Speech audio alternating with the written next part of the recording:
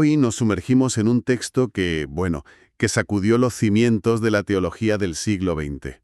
Y tanto. Hablamos de Iglesia, carisma y poder, del teólogo brasileño Leonardo Boff. Ya el subtítulo, Ensayos de Eclesiología Militante, nos avisa. Sí, nos da una pista. No estamos ante una reflexión académica cualquiera. Esto es teología de trinchera, ¿no? Totalmente. Nuestra misión hoy es desentrañar la tensión fundamental que Boff pone sobre la mesa.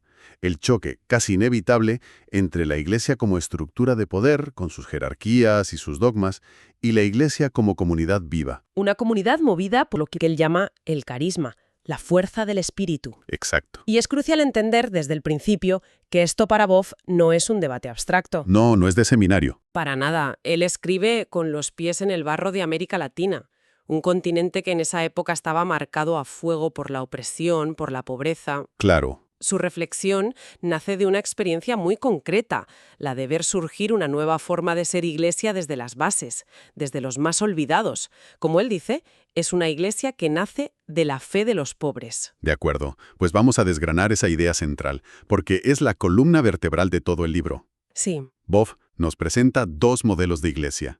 Dos modelos que no solo son diferentes, sino que están en una lucha constante. Dentro de la misma institución, además. Eso es. Por un lado, la iglesia institución y por otro, la iglesia comunidad. Empecemos por la primera, que es, la que todos conocemos. A ver, la iglesia institución es la que Boff asocia con la potestas. Potestas, una palabra latina que significa poder sagrado. Eso es. Y su estructura es una pirámide perfecta. En la cúspide, una élite muy, muy reducida de clérigos. Los que mandan. Los que ostentan el saber, producen el discurso religioso, toman las decisiones, y en la base, pues una masa inmensa de laicos cuya función principal es básicamente consumir. Consumir esos bienes simbólicos, como él los llama. Exacto. Bourdieu es muy duro con esta descripción. La llama directamente una sociedad desigual. Hay una división clara del trabajo. Unos producen, otros consumen. Vamos, que lo describe casi como un monopolio espiritual. Sí. Un pequeño grupo controla los medios de producción de lo sagrado y el resto son, en esencia, clientes. Es una visión muy sociológica, ¿no? Totalmente. Él analiza la institución con las herramientas de las ciencias sociales para mostrar cómo funciona ese poder. Y frente a ese modelo, Pues frente a ese modelo de poder centralizado y piramidal, contrapone el segundo modelo, la Iglesia comunidad. la comunidad. Esta no se organiza en torno a la potestas, sino en torno al carisma. Y aquí hay que tener cuidado, porque cuando oímos carisma pensamos en dones extraordinarios, sanaciones. Claro, en algo casi paranormal. Sí, pero Boff le da un significado mucho más amplio, ¿verdad? Exacto. Y ese es uno de los puntos clave de su teología. Para él, el carisma no es un fenómeno reservado para unos pocos. Ujú. Es la manifestación del Espíritu Santo que se da a cada creyente para el bien de la comunidad. Puede ser el carisma de enseñar, de organizar, el de consolar. Entiendo. En este modelo, la estructura fundamental no es la jerarquía, sino la communitas fidelium. La comunidad de todos los fieles. Eso es, todos son corresponsables, todos participan, todos construyen. La jerarquía puede existir, sí, pero su única función legítima es un servicio de coordinación, No de dominación. no de dominación. El principio organizador es el servicio mutuo, no la obediencia al de arriba. Entiendo la dicotomía teórica, poder frente a carisma, pero suena un poco abstracto. Supongo que Boff no lo deja ahí, ¿verdad? No, que va. ¿Dónde ve él que este modelo de iglesia-comunidad se esté haciendo realidad? No puede ser solo una utopía. Por supuesto que no. Y aquí es donde su análisis se vuelve casi profético. Él sitúa el nacimiento de este nuevo modelo en un lugar y un momento muy concretos. América Latina. América Latina en los años 60 y 70, con el surgimiento de las comunidades eclesiales de base, las CEBs. Y lo fascinante es el concepto que utiliza, eclesiogénesis. Eclesiogénesis, o sea, como el génesis de una nueva iglesia.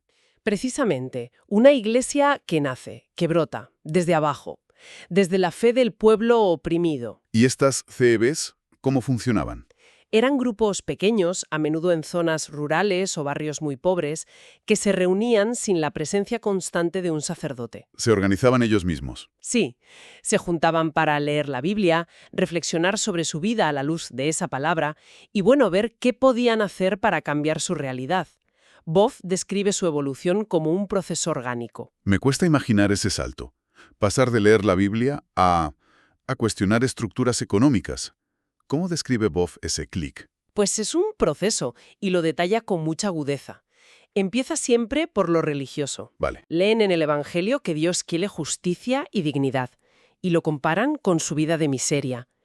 Y la primera conclusión es una indignación ética y religiosa. La situación en la que vivimos no es la voluntad de Dios. Es un primer paso potentísimo. La pobreza extrema es un pecado social. Ese es el punto de partida. Pero de la indignación a la acción política hay un trecho. Cierto. El segundo paso es el análisis. Empiezan a preguntarse, ¿por qué somos pobres? Y se dan cuenta de que no es por mala suerte o porque Dios lo quiere así. Claro. Descubren que su pobreza es el resultado de unas estructuras económicas y políticas concretas que benefician a unos pocos a costa de la mayoría. Y ahí se produce el salto. Ahí. Entienden que para ser fieles a ese Dios de la justicia no basta con rezar. Es necesario un compromiso para transformar esas estructuras. El compromiso político nace de la propia médula de su fe. Es un giro copernicano. La bondad pasa de ser un modelo de asistencia a uno de empoderamiento. Has dado en el clavo. La diferencia entre ser el objeto de la misión de la Iglesia y ser el sujeto de esa misión. Exactamente. Dejan de ser un objeto pasivo de la caridad para convertirse en el sujeto histórico que puede construir un futuro diferente.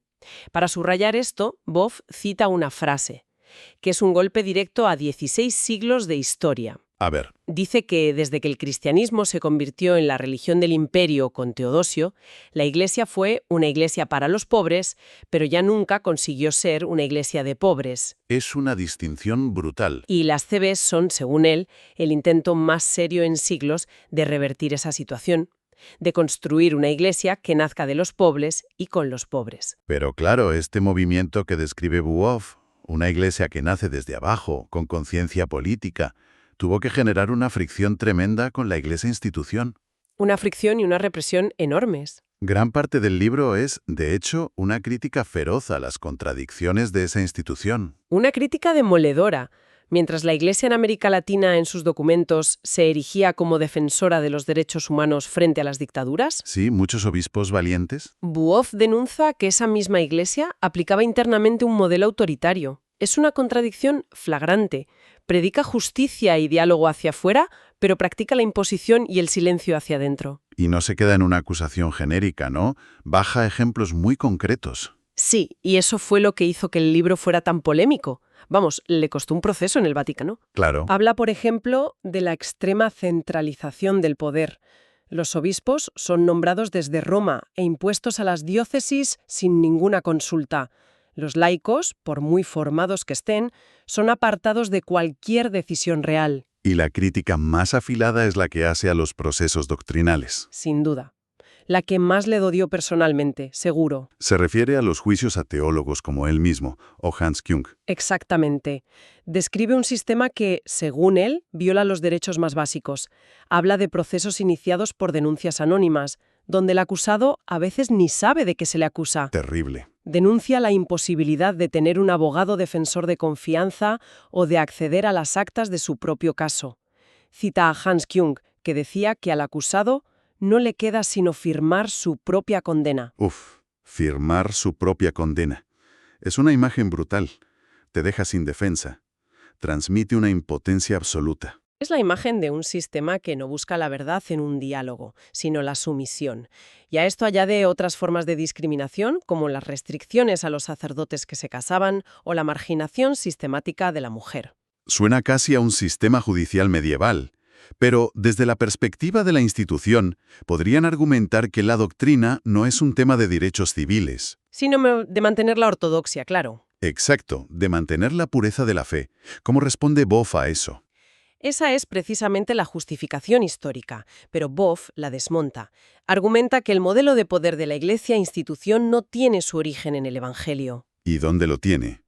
En estructuras de poder seculares que la Iglesia asimiló y sacralizó, él identifica dos fuentes, el derecho del Imperio Romano y la estructura feudal de la Edad Media. De Roma copió el centralismo, el legalismo. Su estructura piramidal, y del feudalismo, la idea de un poder personalizado, vitalicio y, lo más importante, legitimado desde arriba. ¿Qué quieres decir con legitimado desde arriba? Que el poder no emana de la comunidad del pueblo de Dios, sino que desciende directamente de Dios al Papa, del Papa a los obispos. Y de los obispos a los sacerdotes. En la práctica esto crea un sistema incuestionable desde abajo. Si el poder viene de Dios, ¿quién eres tú para cuestionarlo? Para Boff, esto es una perversión del mensaje de Jesús, que constantemente invierte la pirámide y dice que el que quiera ser el primero, que sea el servidor de todos. O sea que la Iglesia adoptó un modelo de poder-dominación. Un modelo imperial, en lugar del modelo de poder-servicio evangélico. Ante un diagnóstico tan duro, es lógico que Boff proponga alternativas. Y una de las más audaces y que a muchos les sonará extraña es su defensa del sincretismo. El sincretismo tiene mala prensa porque se asocia con una mezcla impura de creencias. Con adulterar el mensaje. Sí, pero él le da la vuelta al argumento. Sostiene que el cristianismo, desde su mismo origen, es un grandioso sincretismo. Como que desde su origen, la mayoría piensa en una fe pura que luego se fue mezclando. Pues Boff dice que no, que el propio Nuevo Testamento ya es el resultado de un proceso sincrético. Ah, mira. Es la expresión de la fe en Jesús, que era un judío de Galilea, pero utilizando las categorías de pensamiento y la lengua de la cultura griega. Un sincretismo judeo-helenístico. Exacto. Y ese proceso continuó. Cuando llegó al mundo romano, asumió conceptos de su filosofía, fiestas, de su calendario. Lo que defiende es que este proceso no es contaminación, es la condición para que la fe se encarne y sea relevante. Pero me imagino que no todo vale. Tiene que haber un criterio para distinguir. Por supuesto.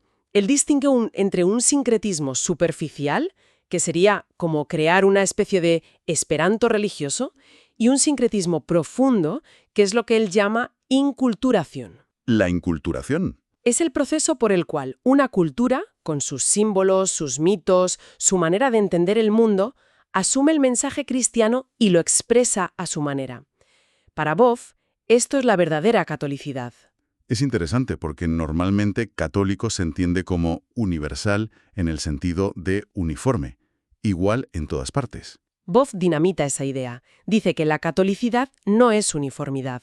La verdadera catolicidad es la capacidad de vivir una misma identidad de fe en una pluralidad infinita de expresiones. Que la Iglesia pueda ser africana en África, china en China. Y latinoamericana en América Latina. Cito una de sus frases.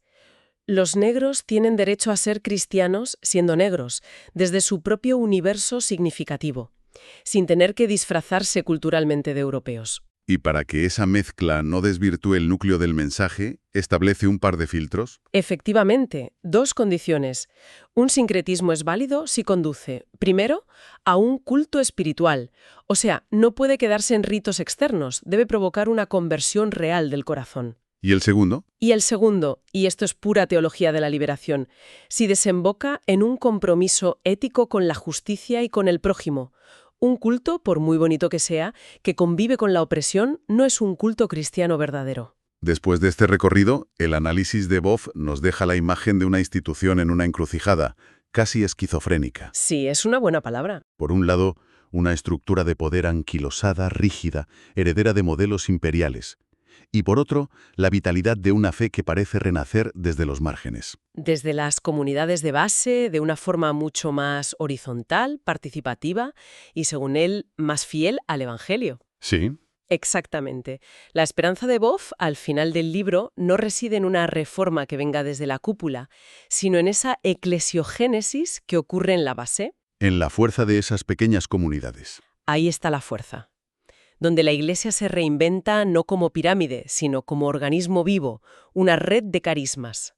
Para él, el futuro depende de su capacidad para convertirse. Para abandonar de una vez ese modelo de poder-dominación. Y abrazar radicalmente el modelo de poder-servicio que predicó y vivió su fundador. Boff sostiene que la Iglesia-institución, que modeló su estructura de poder a imagen del Imperio Romano y del sistema feudal. Así es. Y esto nos deja con una pregunta final, una idea. Una idea que va mucho más allá de la propia Iglesia, ¿no?